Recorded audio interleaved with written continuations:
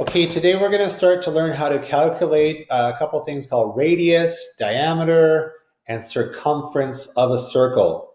Radius and diameter are actually pretty straightforward, and calculating the circumference of a circle, I think we touched on it earlier in the year, maybe around Christmas. It's actually not as complicated as it sounds. It really comes down to how well I can explain it, so hopefully I do a decent job.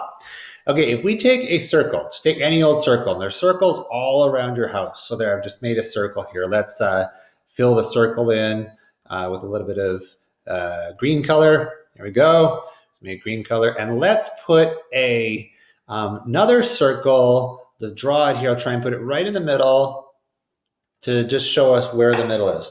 Now, the diameter of a circle is pretty straightforward. It is the distance across the circle at any point. And I want to kind of just move it around a little bit here. You'll notice that the distance there is exactly the same if I move these points, as long as it goes through the middle, through the orange part. The distance is exactly the same. It's a circle. So from one side directly to the other through the middle, it's always the same length. This blue length is exactly the same. So that is called the diameter. Let me just write that down over here. Diameter.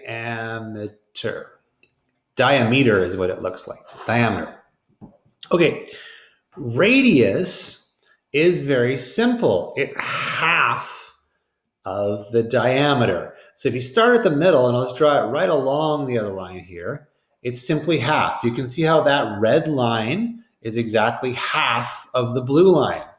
So that is called radius. And it's important to understand those two ideas, because when I give you numbers to solve the problem later, you have to understand these three words, because there's one more word coming at you here. Okay, the last word, I'm going to do this in yellow, is circumference. And it's kind of let me just get it spelled right here, circumference. It starts at any point of the circle, and I'll try and draw it thick here, and it simply goes all the way around the circle and comes back to exactly where you started. So it's just calculating the distance all the way around the circle. And there's a little trick you can actually measure things using if you've got a piece of string around the house. Because you can make a string curved in a circle, and then you can also make it straight to measure it with a ruler or a meter stick or something. Tape measure will work. You can use that as a trick to find out what the circumference is, but I've got a calculation that's going to help you. So that's the distance all the way around. So three things are really important. Radius, halfway, so from the middle of the circle to the outside, anywhere. Diameter, all the way across the middle. Circumference, starting at any one point, going all the way around. Right?